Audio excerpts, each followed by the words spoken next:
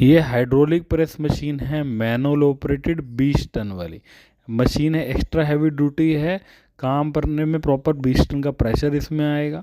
अगर इसमें आपको छोटे साइज चाहिए, 5 टन से शुरुआत हो जाते हैं।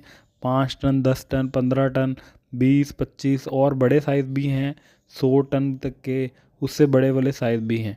तो अगर आपको इसमें मैनुअल वाली में चाहिए तो मैनुअल वाले भी मिल जाते हैं सारे, और अगर आपको मोटराइज में चाहिए तो वो भी मिल जाते हैं। ये बेसिकली वहाँ काम आता है जहाँ गैरेज का काम करना हो, कोई किसी बेरिंग को बिठाना हो, बेरिंग निकालना हो, बुश बिठाना हो, वो निकालना हो। जहाँ पर ताकत ज़्यादा चाहिए वहाँ पर हाइड्रोलिक प्रेस बहुत ज़रूरी है। ये मॉडल सारे हमारे पास अवेलेबल होते हैं।